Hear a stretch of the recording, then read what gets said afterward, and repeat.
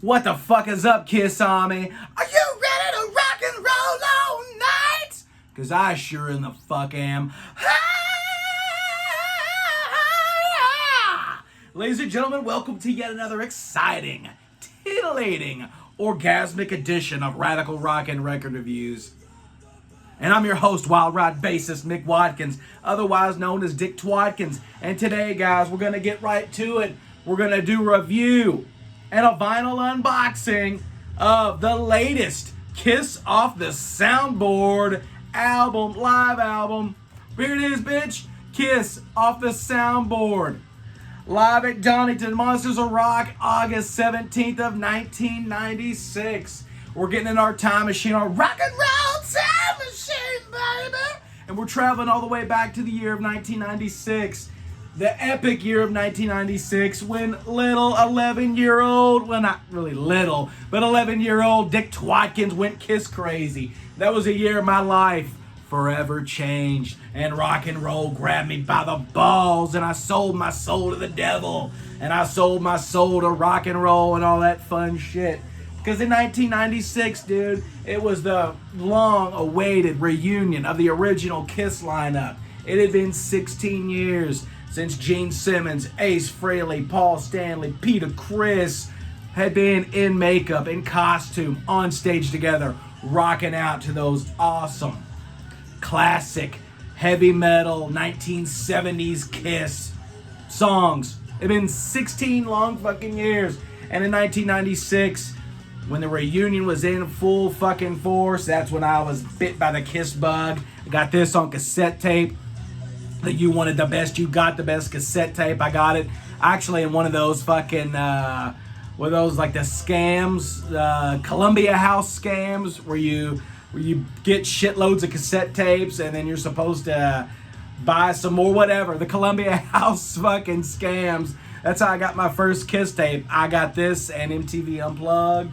And dude, it was all over from there. And I remember I also picked up this fucking magazine at Winn-Dixie on the newsstand. Dude, this magazine back then was like my fucking Bible, dude. Just looking at all these cool fucking photos. You got the heavy metal posters and Gene Simmons. And dude, looking through this magazine just brings back so many damn memories. You got all these cool fucking pictures. Back in 1996, 1997, dude, you couldn't go anywhere. It was Kiss fucking mania, dude. It was Kiss mania. And Dick Twadkins was all in it. And dude, in the summer of 97, I couldn't wait to get my hands on the McFarlane fucking action figures right there. I still have them up there on my wall hanging up. So anyway, let's get down to the album, dude. Kiss Off the Soundboard, the third release. Kiss Off the Soundboard, live at Donington, Monsters of Rock, August 17th, 1996. As you know, this is the third release in the Off the Soundboard series. The first release was the mighty, amazing, awesome. I did an unboxing and a review on the channel last summer when it came out, if you want to check that out. But the first release was Tokyo 2001 with the ultra super killer lineup of Gene, Paul, Ace, and Eric Singer. Love that release. Then the second release was one I haven't reviewed yet on this channel, and I'm kind of iffy on it. That's why I've been waiting. But the second release was Kiss Off the Soundboard Live Virginia Beach, July 25th of 2004. The very first tour with the Tommy Thayer and Eric Singer lineup. And I actually saw this tour. It's the second time I've seen Kiss. And I seen this tour too. This is the first time I seen Kiss in 2000 on the farewell tour. But it wasn't Eric Singer and Ace. It was the Peter Criss, Ace Frehley, Gene Simmons, Paul Stanley lineup. But anyway, so yeah, that was the second release. And that brings us to this one. The ultra badass Off the Soundboard, live at Donington Monsters of Rock, August 17th, 1996. You know, back then in 96, 97, everybody, including myself, everybody wanted a live album. You know, encapsulating the energy, the bombast, the pageantry, a little Edwin Canastrasi word. We all wanted a live album, you know, dedicated to the reunion tour in 96, 97. Because, dude, out of all the shows and concerts that I've seen and videos I've listened to and audio I've listened to of that tour, Kiss was fucking on fire, dude. They had that magic back. But finally, what is it? 26 years later, we finally get an official documentation live album of the 1996-1997 Alive Worldwide Reunion Tour. Check it out. It's beautiful. Now, really the only gripe I have with the Kiss Off the Soundboard series so far is the packaging. I mean, I know it's supposed to look like a bootleg. I get that. But dude, Kiss is a band, such a visual band, such a cool looking band that, dude, they could fuck the bootleg, the modern day bootlegs that are coming out sure as fuck don't look like this. The packaging is totally killing this shit. They are glossy ass vinyl covers, CD covers, cases, high profile pictures. I mean, really my only complaint thus far is the packaging. Dude, how cool would it be for the cover of this to look something like this. Hang on. Okay, the Kiss Off the Soundboard release. How badass would it be, hang on, if this was the cover? Can you imagine that? Kiss Off the Soundboard. That's the album cover, or something like that. Fuck. Even that would be cool looking. I don't give a shit. The packaging could be a lot cooler, but nonetheless, we got it. We finally fucking got it. Official documentation of the 96-97 Alive Worldwide Reunion Tour. Living through that was my peak era of Kiss fandom, dude. It was fucking crazy. It was fucking nuts. You couldn't go. I remember going to the Jefferson Mall, okay, here in Louisville, Kentucky, and just everywhere in the mall was fucking Kiss, dude. It was crazy. You'd go to Spencer's Gifts, and they had like Gene Simmons Punisher bass for sale. Shitloads of Kiss merchandise, blacklight posters, action figures, t-shirts. You'd go to fucking Camelot Music, a record store that used to be at the mall. And it was nothing but Kiss stand-ups and posters and CDs fucking everywhere, t-shirts. Dude, in the late 90s, early 2000s, kind of right up to 2000, 2001, when the reunion era kind of started to fizzle out. From about 96 to 2001, Kiss fucking mania, dude. Kiss Mania was such a great time. Sadly, because of my age, I missed out on the 70s heyday. But, dude, I got to experience that. And from a lot of fans that were alive back in the 70s that went through that, they say that that's the closest that it had ever been. It was such a fucking monumental time to be a Kiss geek. Fucking love Kiss, dude. They're in my DNA. My favorite band of all time. But blah, blah, blah, blah, blah, blah, blah. I love talking about Kiss. And on this channel, Radical Rock and Record Reviews, really don't talk about Kiss too often. I know a lot of people want me to do that Kiss album ranking, and I will eventually. But let's get down to it. We're going to review and do an unboxing. I got my handy-dandy notebook, took some notes. So the album kicks off with Deuce. Honestly, in my top 5 favorite fucking Kiss songs of all time. I think probably the best Kiss opener, one of the greatest Kiss songs of all time. My notes say, the band is on fire. Great production, bass tone, and Gene's vocals are killer. I honestly have to say that that's my favorite aspect of this album. Gene's vocals and his killer fucking growly bass tone, dude. Gene's killing it. Gene, to me, is the MVP on this killer fucking album. Track number 2, King of the Nighttime World. Peter's opening snare drum sounds kind of weird. Now, what I mean by that, on the studio version, the Alive 2 version, Peter's drum solo, ba-da-da, da-da-da. It's that shuffle. It's that. But the opening of this, the first thing I was like, whoa, that's fucked, is when they go into King of the Nighttime World on this album, Peter doesn't do that shuffle. He goes, he kind of just does like, I'm not really a drummer, so I can't really use the correct phrasing and term, but he just goes, instead of doing like a gallop, he just goes like just straight beats. And I mean, while it's serviceable and it sounds good, not quite up to par, but other than that, fucking excellent, dude. Peter's drumming on this, I will say that during the 96 through 2000, 2003 era, that Peter was back in the band, Peter was good. Peter was serviceable, but Peter had lost.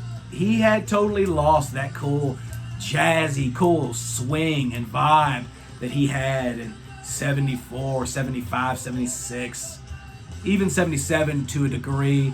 Peter had lost it a little bit, but he does a good job, man. The Catman kills it on the vocals. My notes say, Peter's drumming, opening snare sounds kind of weird. Excellent vocals from Paul. King of the Nighttime World rules. Do You Love Me? Killed it. Calling Dr. Love. Great gritty vocals from Gene. Peter's drum fills are lacking a little bit. You know, that kind of weird kind of that kind of thing he does in the middle between the choruses and shit. He doesn't do that. He just goes very simple. Very simple, but it works. That's what I said. Peter's drum fills are lacking, but it works. Nobody nails the groove like Peter, though. I will say that part's lacking, but in the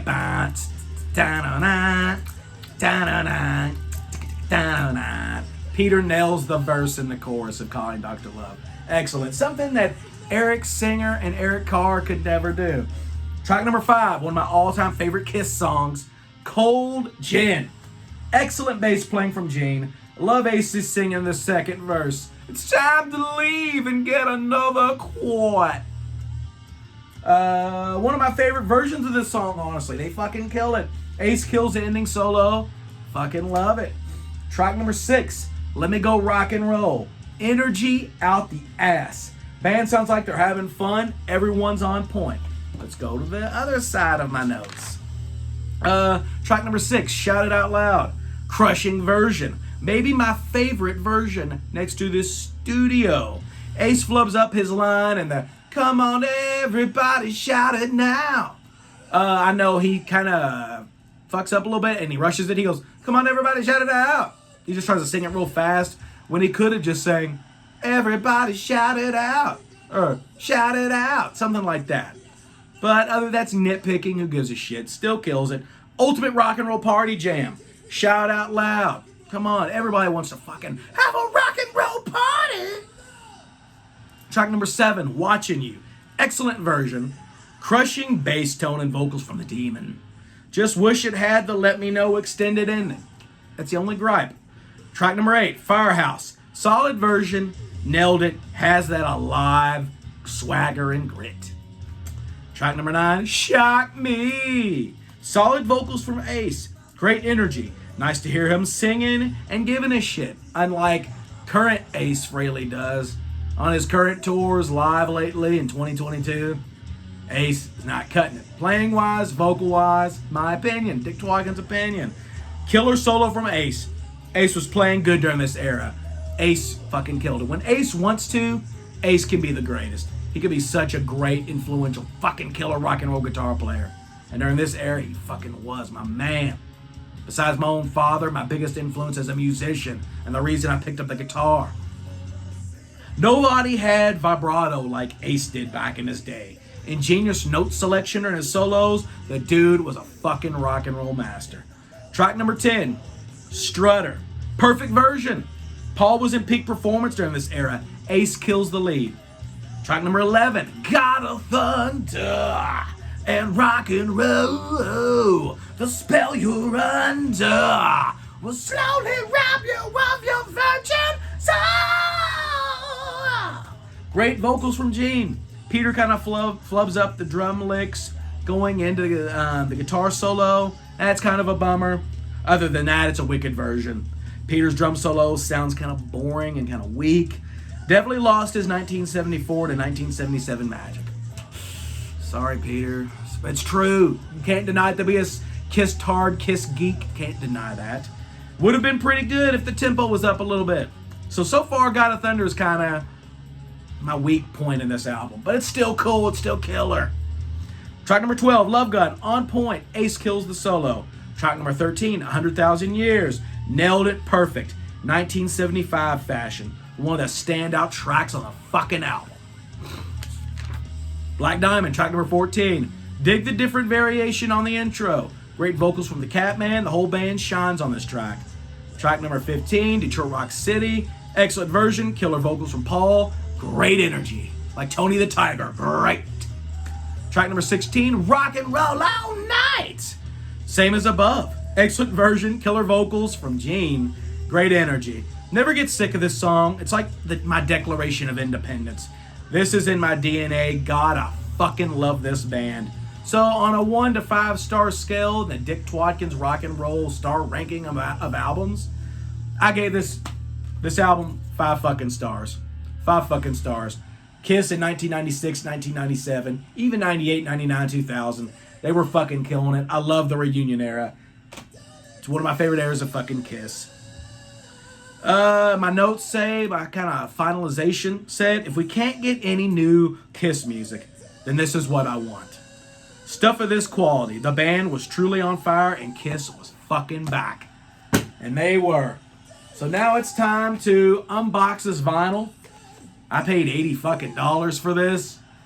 But because I'm a Kiss tard, my emotions get the better of me. And I gotta fucking own it, dude.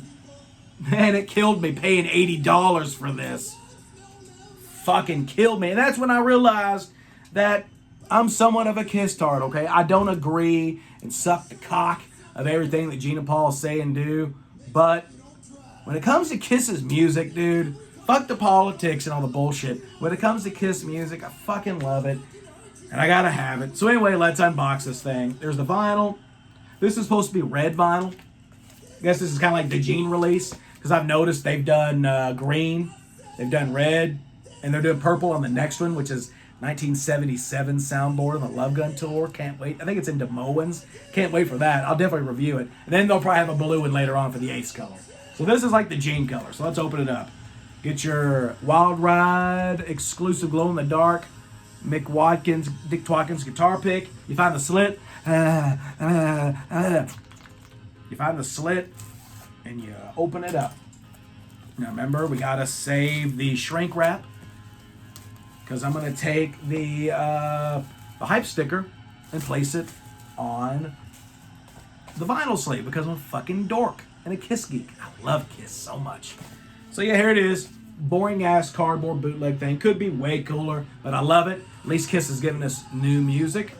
And this is 96, dude. This is my era of Kiss. This is my fucking era. There's the back, spine, nothing to it. Let's bust this bad boy out. I'm not going to bust out all the records. This is LP1. Deuce, King of the Nighttime World, Do You Love Me? Calling Dr. Love. Side 2 is Cold Gin, Let Me Go, Rock and Roll, and Shout It Out Loud. So here you go. See, now here, I like this. This is cool. Rough-ass cardboard sleeve. Then you take it out. And it's in a paper sleeve to kind of keep your vinyl record, your $80 fucking vinyl record from getting scratched. So I'm going to do the honors. It kind of look like a blood red vinyl on KOL, kissonline.com. That's what it looks like. I'm going to surprise myself because I love surprises. Well, that's pretty good. It's cool. Not really what Kiss Online showed it looked like. As you can see in my face, I'm kind of disappointed. It looked like kind of a Gene Simmons demon red, like a blood red. This is almost kind of burgundy. Not really a red. I wanted like a blood red, like a demon red, like a Gene Simmons solo album red. Dracula blood red, blah, blah, blah, blah. This, kind of disappointed, especially after paying $80 fucking dollars.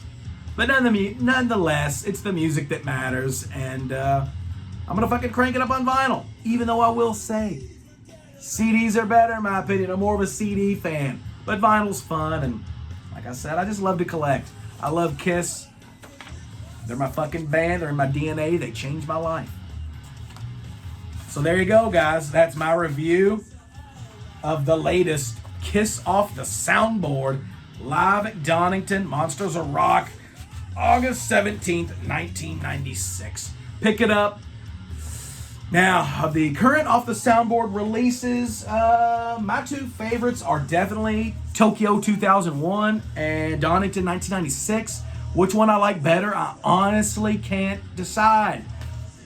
Honestly, I think I'm leaning towards Off the Soundboard Tokyo 2001. The energy that Eric Singer brought back to that fucking lineup of Ace, Gene, and Paul was lethal. But this has got that original Kiss swagger. So, I don't know. Maybe one of these days I am going to rank all the Kiss live albums. the Off the Soundboards, the Alives, MTV Unplugged, whatever. And it'll be interesting to see how I rank them eventually. So blah, blah, blah, blah, blah. That's the end. That's all I got. Thank you guys for tuning in. Check out my band Wild Ride, WYLDRYDE. We just released our 4th music video and single from our 2021 Gasoline Alley album called Alone. Get your little grubby asses on YouTube and type in Wild Ride Alone. And check it out and support us, man. We work really hard at our fucking music, and our goal is to bring the spirit, of bands like Kiss and rock and roll and heavy metal back to the modern age, man. So if you dig Kiss and you want to see rock and roll live on and kick ass, prosperity into the 2020s and shit, then support Wild Ride. Don't just listen to 70s and 80s music, because the 90s, 2000s, 2010s, and the 2020s also have killer cool stuff from classic bands and new, younger bands. Until next time, guys, Dick Twatkins will see you. Keep rocking and rolling. Bust you up a little Coors Lights, tip them back. Bust you open some little Kings. Take a shot of Jaeger. Take a shot of Jim Beam Red Stag. Fucking rock and roll all night, brothers and sisters. I love you. We'll see you next time.